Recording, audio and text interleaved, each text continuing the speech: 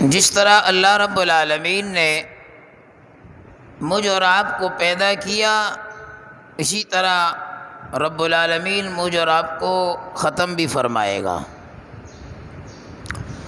جیسے ہم دنیا میں آئے ہیں تو ہم نے جانا بھی ہے، جتنا بھی عرصہ رہ لیں،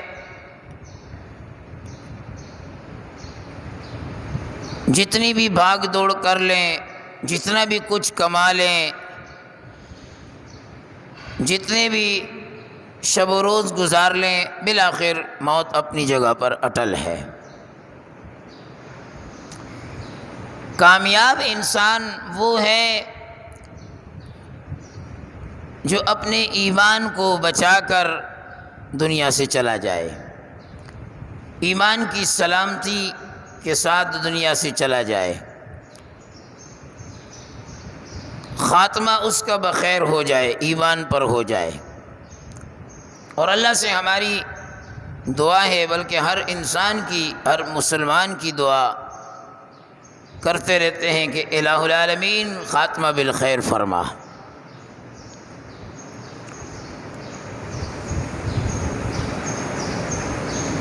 حدیث جو میں نے ماقبل جمعہ بھی پڑھی تھی، آپ علیہ الصلوۃ والسلام نے فرما دیا، ما ذئبان جائعان ارسلا فی غنم بافسد لها من حرص المال والشرف لدینہ، کہ جب کسی دو بھیڑیوں کو، بھوکے بھیڑیوں کو کسی بکری پر چھوڑ دیا جائے تو جس طریقے سے وہ بھیڑیے اس بکری کا حشر نشر کرتے ہیں، اس کے ساتھ چیر پاڑ کا معاملہ کرتے ہیں، اس سے زیادہ خطرناک بیماریاں جو انسان کے ایمان کو، اعمال کو، اس کی آخرت کو، عقبہ کو، اس کے دین کو تباہ کرتے ہیں، اس میں ایک حب مال اور دوسرا حب جاہ۔ آپ کو یاد ہوگا ماقبل جمعہ میں نے حب جاہ پر کچھ بات کہی تھی، اور یہ بھی بتلایا تھا کہ حب جاہ یہ حب مال سے زیادہ مہلک ترین بیماری ہے، خطرناک بیماری ہے، اس لیے کہ یہ نظر نہیں آتی، باریک ہے۔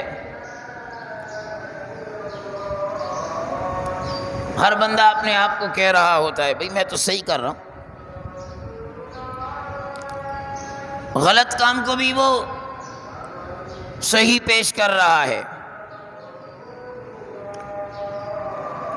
اور یہی رٹ لگی ہوئی ہے حب جاہ کہ منصب کی طلب، عہدے کی طلب، بس مجھے فلاں منصب مل جائے، فلاں عہدہ مل جائے، میری بات وزنی ہو جائے، چار آدمیوں پر میرا رعب ہو جائے، میری بات کا اثر ہو جائے، اگرچہ وہ غلط ہی کیوں نہ ہو، وہ دین اور منشا کے خلاف ہی کیوں نہ ہو، بس یہ فکر ہے کہ میں آگے بڑھتا ہوا چلا جاؤں، آگے بڑھتا ہوا چلا جاؤں۔ اور بات یہ ذہن میں بٹھا لی،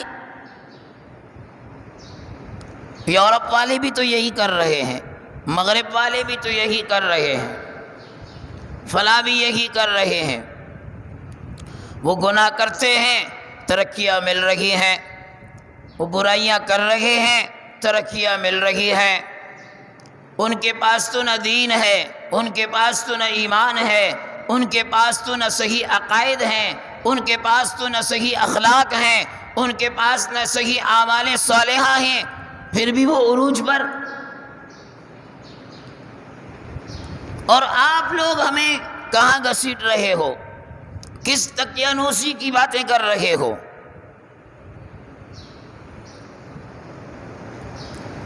یہ تو وہ والی بات ہو گئی، وہ بوجھ بڑکر کے بارے میں آتا ہے، جو لوگ یہ منطق استعمال کرتے ہیں۔ ایک آدمی اونچی ایک درخت پہ چڑھ گیا، اب وہ اتر نہیں سکتا، کوشش کر رہا ہے لیکن اتر نہیں سکتا۔ لوگوں نے دیکھا تو یہ تو اتر نہیں رہا اور نہ اتر سکتا ہے، تو وہ آئے بھوج بڑکر کے پاس اور اس سے کہا کہ بھائی ایک آدمی درخت پہ چڑھ گیا ہے، اتر نہیں سکتا، تو ہم کیا کریں؟ اس نے کہا آسان سا طریقہ ہے،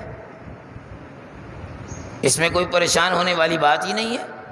نیچے سے آپ رسی پھینکو اور اس کو کہو اپنے کمر سے باندھ لے، جب وہ باندھ لے تو اس کو کھینچ لو، نیچے آ جائے گا۔ تو لوگوں نے اسی طرح کیا، رسی کو باندھا، اس کی طرف پھینکا، اس نے کمر سے باندھا اور کھینچا، وہ نیچے آیا۔ نیچے آتے ہی وہ مر گیا۔ اب یہ دوڑتے ہوئے پھر اس کے پاس آئے اور آ کر کہا کہ ارے کون سا طریقہ تو نے بتایا تھا،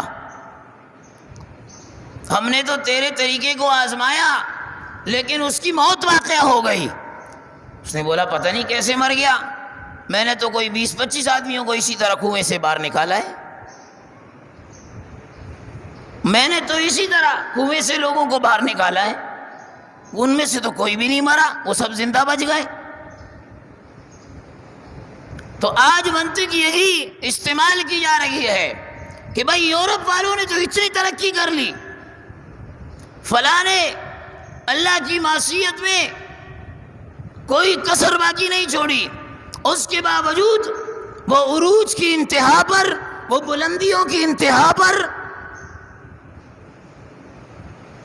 اور آپ ہمیں روک رہے ہیں۔ قرآن کریم نے واضح طور پر اعلان کر کے بتلا دیا، سورہ توبہ کے اندر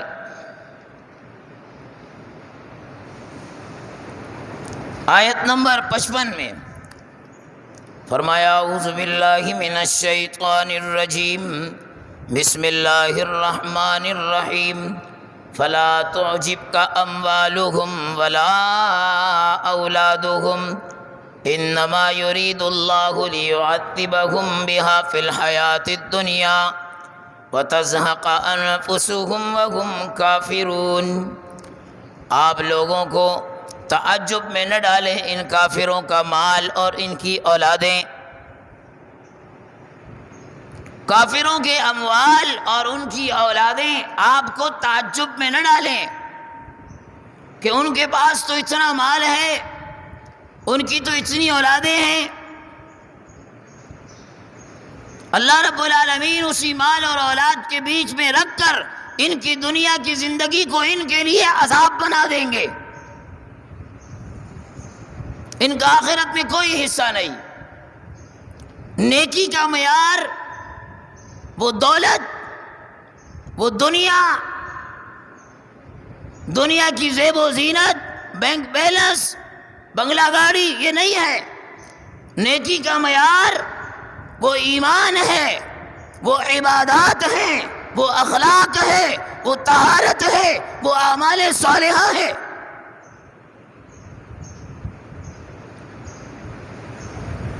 دولت تو اللہ نے کافروں کو، باغیوں کو، ناہنجاروں کو، سرکشوں کو، دین دشمنوں کو کئی گنا بڑھ کر دی ہے، کئی گنا بڑھ کر دی ہے۔ تو اس لیے واضح فرما دیا فلا تعجبک اموالهم ولا اولادهم، ان کی اولادیں، ان کا مال، ان کی پاور، یہ آپ کو تعجب میں نہ ڈالے۔ اگر ان کے پاس یہ زیادہ ہے تو یہ اس بات کی علامت نہیں کہ اللہ رب العالمین ان سے راضی ہے، بلکہ نیکی کا معیار میں نے بتلایا کہ یہ عبادات ہے۔ تو حب جاہ، منصب کی طلب، اس کی فکر اور اس کے پیچھے پڑ جانا، یہ حب مال سے زیادہ خطرناک بیماری اور اس کا علاج آسان سا کہ جو اللہ نے دیا ہے، جو منصب، جو عہدہ، اس میں دیکھیے کہ میرے رب کی رضا اس میں ہے کیا، میرے رب کی رضا اس میں ہے کیا۔ شیخ ابو الحسن نوری رحمۃ اللہ تعالی علیہ ایک بہت بڑے اللہ کے ولی گزرے ہیں۔ حضرت جنید بغدادی رحمۃ اللہ تعالی علیہ کے ہم اثر تھے۔ ایک جگہ دیکھا بادشاہ وقت پانی کا جہاز لنگر انداز ہوا، شراب کے مٹکے اترے جا رہے ہیں، شراب کے مٹکے۔ حضرت نے پوچھا یہ کیا ہے؟ کہا مٹکے ہیں۔ کہا اس میں ہے کیا؟ کہا شراب ہے۔ کس کے لیے؟ کہا بادشاہ کے لیے۔ اس نے کہا عجیب معاملہ ہے، مسلمانوں کا بادشاہ اور شراب جا رہی ہے۔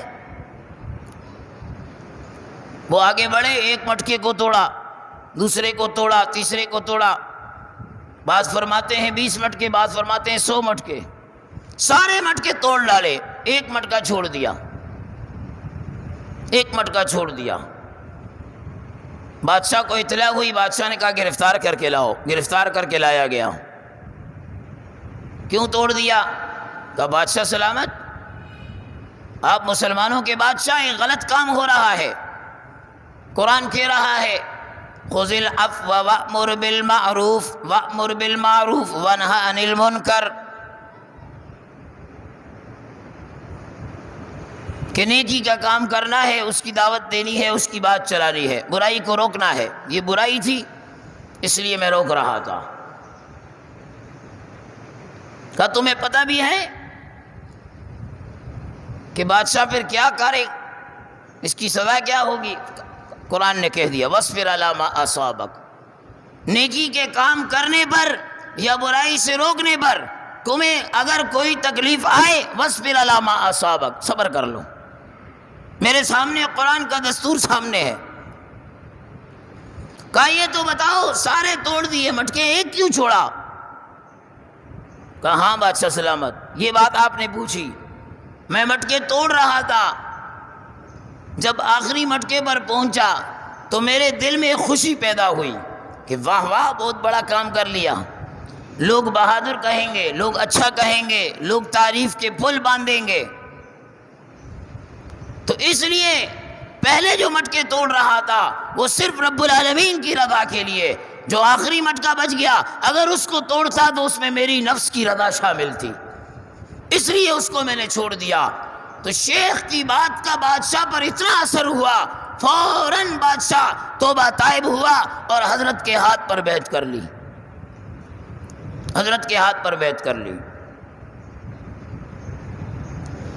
تو محترم دوستو، حب جاہ کی بیماری کہ بس میری بات میں نے جو 4 دوستوں میں کہی، رشتہ داروں میں کہی، اس کو قبول کرنا چاہیے سب کو، یہ غلط بات ہے، ضروری نہیں ہے، یہ ضروری نہیں ہے۔ بھئی بات تو وہ ہو جو رب العالمین قبول کر لے، رب العالمین قبول کر لے، رب العالمین کہہ دے۔ وہ کہتے ہیں ہندی کی جو کہاوت، سہاگن وہ جسے پیا چاہے۔ عورت کو جب سجایا جاتا ہے لوگ بڑی تعریفیں کرتے ہیں، آنے والی عورتیں، خواتین بڑی خوبصورت لگ رہی ہے، بڑی دلہن لگ رہی ہے، جنت کی حور لگ رہی ہے، کیا تیری خوبصورتی کا کہنا۔ تو اس کا ایک ہی جملہ کہ وہ خاموش رہتی ہے، اور جب کوئی اس سے پوچھتا ہے تو کیوں خاموش ہے، سب تیری تعریف کے پھول باندھ رہے ہیں۔ کہا تعریف سے فائدہ کیا، سہاگن وہ جسے پیا چاہے، جس کے لیے سجایا جا رہا ہے، اس نے اگر قبول کر لیا تب تو واقعی میں خوبصورت ہوں، اور اگر اس نے ہی ٹھکرا دیا تو تمہاری تعریف کرنے سے ہوگا کیا۔ تو اعمال وہ جسے رب العالمین قبول کر لے، اور رب العالمین اعلان کر دے ارجعی الی ربک راضیۃ مرضیہ فادخلی فی عبادی وادخلی جنتی۔ رب کہہ دے ہاں تیرے اعمال قبول، تو مجھ سے راضی، میں اللہ تجھ سے راضی، جا میرے بندوں میں داخل ہو جا، میری جنت میں داخل ہو جا۔ اللہ ہمیں صحیح معنوں میں عمل کی توفیق عنایت فرمائے۔